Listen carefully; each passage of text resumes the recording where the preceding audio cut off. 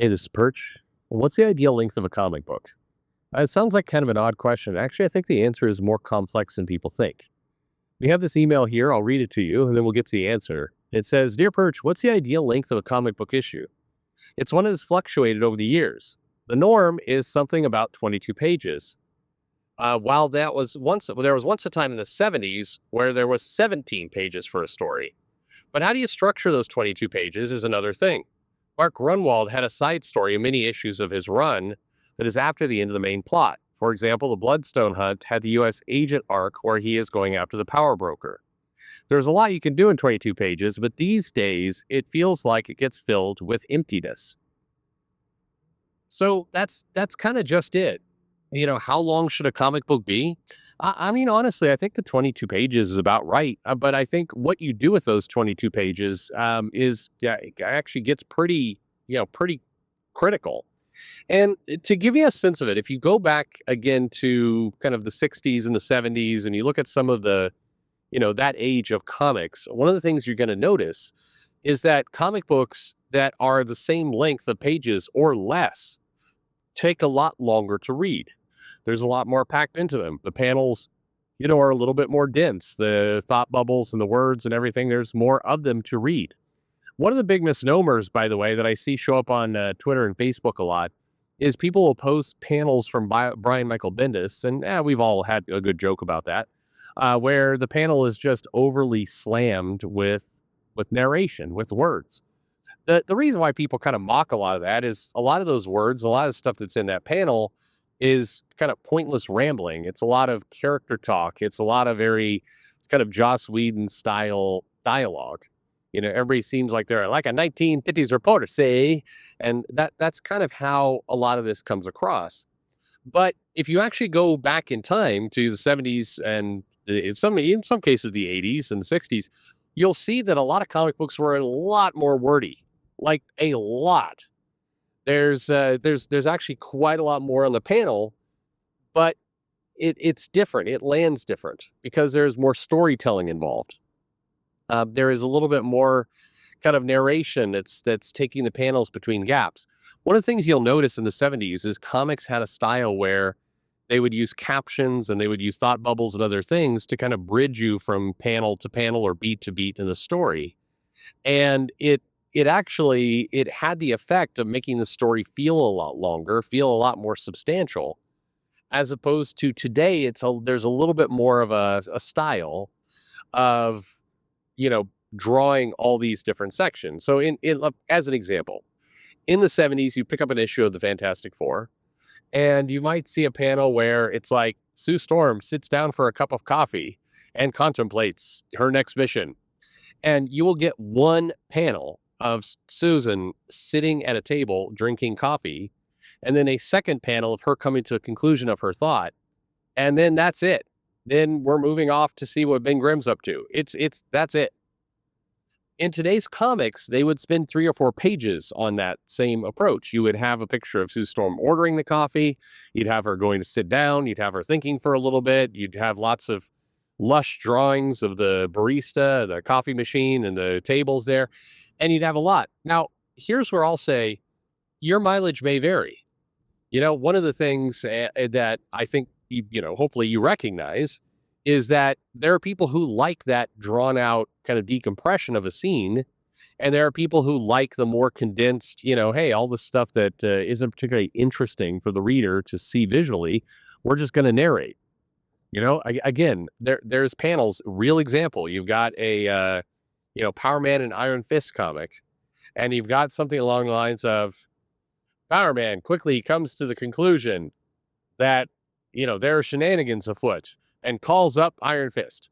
And they skip over him like going, what? They skip over all these moments of him realizing something's going on. They skip over panels of him dialing a phone, and they get right to like the very next thing you read in the same panel is Luke Cage holding the phone up going, fuck, we've been had. Let's go. Well, probably not. He's probably not saying fuck, but you get the idea.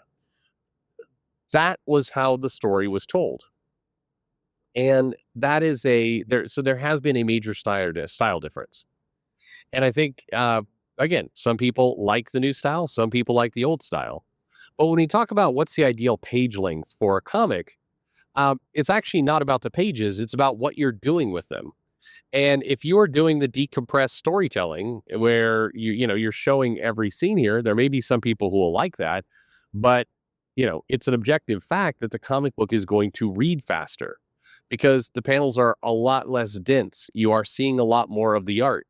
I mean, you are padding out a scene with a lot of visual storytelling. And quite frankly, you will look at a panel and then move on, particularly if that panel is something like, again, like Sue Storm ordering coffee. There's just not a lot for your eye to linger on there, unless for some reason this is a panel where she's doing it in her panties, and then maybe you are. But in general, you are kind of just moving along relatively quickly.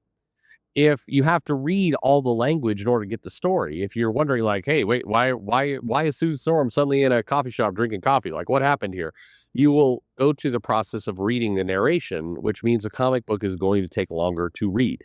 It's gonna feel longer. So it's a style difference.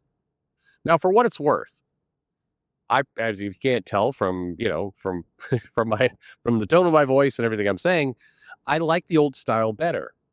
I liked it better because it felt like I was getting more out of that comic. A 75-cent comic book would take 10 minutes to read because there was a lot there, and you also felt like a lot went on. You'd be able to go from scene to scene to scene to scene to scene. You get multiple acts within the same book.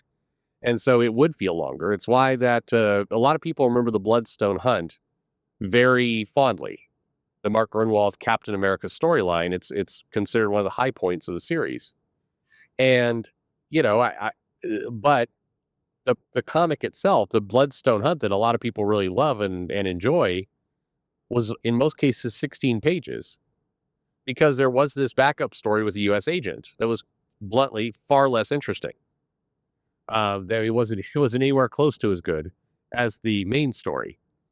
And yet, despite the fact that you're getting a abbreviated, shortened comic, it's still read like you got a lot going on. And if you read the Bloodstone Hunts, a 6-issue story, again shortened, and I mean a lot goes on. Like Captain America goes around the world. We get multiple villains. We get some drama. We get some like mini cliffhangers in this story. A lot gets done in the course of a lot less pages. The Bloodstone Hunt. Somebody was pointing this out to me the other day. That comic, the entire series of the Bloodstone Hunt, just the main story, not the backup, is shorter than some of the giant size editions that Marvel is putting out today. Like by like 10, 20 pages. It's actually shorter. And yet, the Bloodstone Hunt reads like a full-blown epic. You could take that Bloodstone Hunt storyline, and I feel like I'm saying Bloodstone a lot. You could take that entire storyline and you could make that a movie, and it would be a 2-hour movie. You could very easily adapt it, beat for beat into a film, despite the fact that, when all is said and done, it's less than 100 pages. I think the whole thing clocks in, as I recall, at like 82 pages for the whole Bloodstone Hunt story. And you compare that against giant-sized Spider-Man or Deadpool that's come out this year, and I mean, the comics with more pages, more story, in some cases stories, because they have other backups, and you can read through that one in 5-10 minutes. This giant-sized story, because there's so much decompressed storytelling. So it's less the pages, and it's more how the pages are used.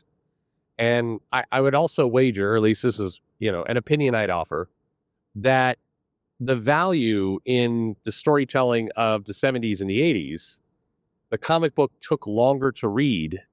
Therefore, at the time, 75-cent price tag felt a lot less offensive than if you're charging $4.99 and the comic actually reads a lot faster than something from that era.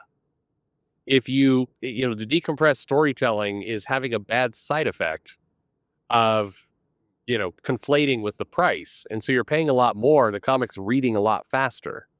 And that feels, and you just feel like you're getting a lesser product as a result.